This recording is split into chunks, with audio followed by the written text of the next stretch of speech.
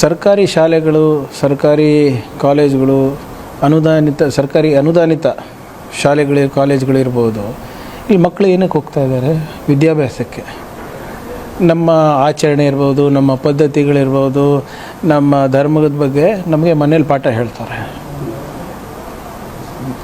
ಇಲ್ಲಿ ಹೋಗ್ತಾ ಇರೋದು ಬಡವ್ರ ಮಕ್ಕಳು. ಶ್ರೀಮಂತರ ಮಕ್ಕಳು ಎಲ್ಲೂ ಇಲ್ಲಿ ಗೌರ್ಮೆಂಟ್ ಏಡೆಡು ಗೌರ್ಮೆಂಟ್ ಸ್ಕೂಲು ಕಾಲೇಜ್ಗಳಿಗೆ ಹೋಗ್ತಾ ಇಲ್ಲ.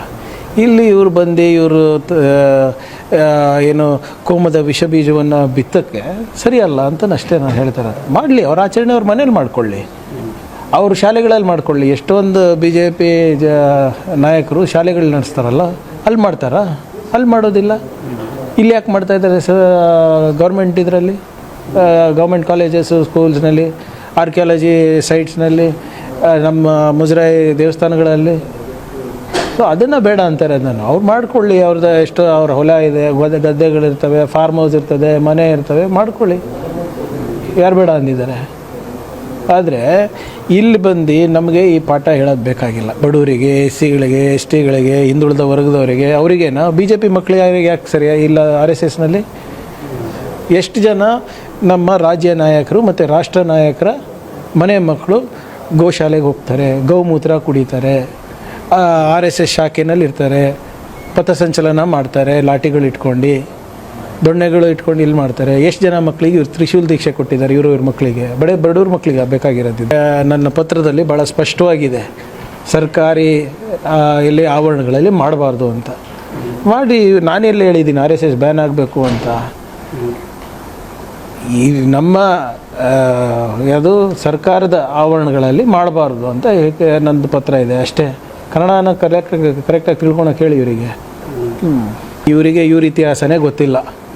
ಪಟೇಲ್ ಅವರು, ನೆಹರು ಅವರು ಬ್ಯಾನ್ ಮಾಡಿದರು. ಇವರೇ ಹೋಗಿ ಕೈಕಾಲು ಬಿದ್ದು ನಾವು ಧ್ವಜವನ್ನು ನಾವು ಗೌರವಿಸ್ತೀವಿ, ಸಂವಿಧಾನವನ್ನು ಗೌರವಿಸ್ತೀವಿ ಅಂತ ಕೈಕಾಲು ಬಿದ್ದಾದಮೇಲೆ ಅವ್ರ ಮೇಲೆ ನಿಷೇಧವನ್ನು ಏನು ಹಾಕಿದ್ದನ್ನು ಅದನ್ನು ತೆರವು ಮಾಡಿದ್ದು. ಅದಾದಮೇಲೆ ಇಂದಿರಾ ಗಾಂಧಿಯವರು ಕೂಡ ಬ್ಯಾನ್ ಮಾಡಿದ್ರು. ಮತ್ತೆ ಹೋಗಿ ಇವ್ರು ಕೈಕಾಲು ಬಿದ್ದಿದ್ರು. ಆದರೆ ನಿಮ್ಗೆ ಏನು ಮಾಡೋದು, ಹುಟ್ಟುಗುಣ ಸುಟ್ಟರು ಹೋಗಲ್ಲ ಅಂದ್ಬಿಟ್ಟು ಇವರು ಅದೇ ಚಾಳಿ ನಡೆಸಿದ್ದಾರೆ. ಇವರು ಇಷ್ಟಿದು ಇದೆ RSS ಅಂತ ಹೇಳ್ತಾರಲ್ಲ ಸರ್, ವರ್ಲ್ಡ್ಸ್ ಲಾರ್ಜೆಸ್ಟ್ NGO ಅಂದ್ಬಿಟ್ಟು ಪ್ರಧಾನಮಂತ್ರಿಯವರು ಕೆಂಪುಕೋಟೆಯಿಂದ ಹೇಳ್ತಾರಲ್ವ. ಯಾವ ರಾಜ್ಯದಲ್ಲಿ ಇವ್ರು ರಿಜಿಸ್ಟರ್ ಆಗಿದ್ದಾರೆ ನಂಗೆ ತೋರಿಸ್ಬಿಡಿ. ಎಲ್ಲಿಂದ ಬರ್ತಾಯಿದೆ ಇವ್ರಿಗೆ ದುಡ್ಡು? 200-300 ಕೋಟಿ ರೂಪಾಯಿ ಆಫೀಸ್ ಕೇಂದ್ರ ಕಚೇರಿ ಕಟ್ಟಲಿಕ್ಕೆ. ಹೆಂಗೆ ಬರ್ತಾಯಿದೆ ಇವರಿಗೆ ಈ ರಾಷ್ಟ್ರೋತ್ತನ ಯೂನಿವರ್ಸಿಟಿ ಮಾಡೋಕ್ಕೆ? ಒಂದೇ ವರ್ಷದಲ್ಲಿ ಯೂನಿವರ್ಸಿಟಿನೂ ಲಾಂಚ್ ಆಯಿತು, ಲ್ಯಾಂಡು ತೊಗೊಂಡ್ರು. ಎಲ್ಲಿಂದ ಬರ್ತಾಯಿದೆ ಸರ್ ಇವರಿಗೆ? ಕೇಳಬಾರ್ದ ನಾವು? ಇವರಿಗೆ ಪ್ರಾಬ್ಲಮ್ ಏನಂದರೆ BJP ಅವರಿಗೆ RSS ಇತಿಹಾಸ ಗೊತ್ತಿಲ್ಲ, ಅವ್ರ ಲೀಡರ್ಗಳು ನಡೆದು ಬಂದ ಹಾದಿ ಗೊತ್ತಿಲ್ಲ. ಅಸೆಂಬ್ಲಿನಲ್ಲಿ ನಾನು ಕೇಳಿದ್ದೀನಿ, ಕೆಲವು ಪ್ರಶ್ನೆಗಳು ಕೇಳಿದೆ, ಉತ್ತರ ಕೊಟ್ಟರೆ ವೀರ್ ಸಾವರ್ಕರ್ಗೆ ವೀರ್ ಬಿರುದು ಯಾರು ಕೊಟ್ಟರು? 50 ವರ್ಷ ಆದರೂ ಕೂಡ ನಮ್ಮ ರಾಷ್ಟ್ರಧ್ವಜ ಯಾಕೆ RSS ಕೇಂದ್ರ ಕಚೇರಿನಲ್ಲಿ ಹಾರಿಸಿಲ್ಲ? ವೀರ್ ಸಾವರ್ಕರ್ ಅವರು ಯಾಕೆ ಬ್ರಿಟಿಷವ್ರ ಹತ್ರ ಪೆನ್ಷನ್ ತೊಗೊತಾಯಿದ್ರು? ಸಂವಿಧಾನ ಬೇಡ, ಮನುಸ್ಮೃತಿಯನ್ನು ಯಾಕೆ ಬೇಕು ಅಂದ್ಬಿಟ್ಟು ಇವರು ಹೋರಾಟ ಮಾಡಿದ್ದು? ಯಾಕೆ ಬಾಬಾ ಸಾಹೇಬ್ ಅಂಬೇಡ್ಕರ್ ಅವರಿಗೆ ಸೋಲಿಸಿದ್ದು? ಎಲ್ಲ ದಾಖಲೆಗಳು ಕೊಟ್ಟೆ ಮಾತಾಡಿದ್ದೀನಲ್ಲ. ಎಲ್ಲಿ? ಸದನದಲ್ಲಿ ಮಾತಾಡೋಕ್ಕೂ ಇವರಿಗೆ ಧೈರ್ಯ ಇಲ್ಲ, ಸದನದ ಹೊರಗಡೆನೂ ಮಾತಾಡೋಕ್ಕೆ ಧೈರ್ಯ ಇಲ್ಲ. ಇವರ ಇಡೀ ಏನು ಬಂಡವಾಳ ಇದೆ ಬರೀ ಸುಳ್ಳಿನ ಮೇಲೆ ಆಧಾರಿತವಾಗಿದೆ. ನಾನು ಹೇಳ್ದಂಗೆ ಫಸ್ಟು ಅವ್ರ ನಾಯಕರ ಮಕ್ಕಳಿಗೆ ಕಳಿಸಿ, ಅದಾದಮೇಲೆ ಬಡವ್ರ ಮಕ್ಕಳಿಗೆ. BJP ಅವರಿಗೆ ಯಾವುದೇ ರೀತಿ ಯಾಕೆ ಹೋಗಿದ್ರು? 2007ರಲ್ಲಿ ಖರ್ಗೆ ಸಾಹೇಬರು ಏನೋ ಗೃಹ ಸಚಿವರು ಇದ್ದರು. ಶಿವಾಜಿನಗರ್ನಲ್ಲಿ ಇವ್ರದ್ದು ಒಂದು ಕಾನ್ಫರೆನ್ಸ್ ಇತ್ತು. ಅದು ಕಮ್ಯುನಿಟಿ ಸೆನ್ಸಿಟಿವ್ ಏರಿಯಾ ಅಂದ್ಬಿಟ್ಟು ಪೀಸ್ ಕೀಪಿಂಗ್ ಮೀಟಿಂಗ್ ಎಲ್ಲ ಸಮಾಜ ಮುಖಂಡರ ಜೊತೆ ಮಾಡಿ ಅದರಲ್ಲಿ ಅವಾಗಿನ ಶಾಸಕರು ರೋಷನ್ ಬೇಗ್ ಅವರಿದ್ದರು, ಆವಾಗಿನ member of parliament Kalaburagi Saradgi ಅವರಿದ್ದರು. ಹಿಂದೆಗಡೆ ನಿಮಗೆ ಕೆಲವು ಅಧಿಕಾರಿಗಳು ಅವ್ರ ಯೂನಿಫಾರ್ಮ್ನಲ್ಲಿ ಕಾಣಿಸ್ತಾರೆ. ಪೀಸ್ ಮೀಟಿಂಗ್ ಆದಮೇಲೆ ನೀವು ಏನಾದರೂ ಬಾಲಾಗಿಲ ಬಿಚ್ಚಿದ್ರೆ ನಿಮಗೆ ಒಳಗೆ ಹಾಕಬೇಕಾಗ್ತದೆ ಅಂತ ಹೇಳಿ ಸ್ಪಷ್ಟವಾದಂಥ ಸಂದೇಶ ಕೊಡೋಕ್ಕೆ ಹೋಗಿದ್ದರು. ಆಹ್ವಾನ ಕೊಟ್ಟಿದ್ದಾರೆ ಅಂತ ಹೇಳ್ತಾರಲ್ಲ, ಎಲ್ಲಿದೆ ಆಹ್ವಾನ ಪತ್ರ ಕೂಡ ಕೇಳಿ. As home minister he did is duty.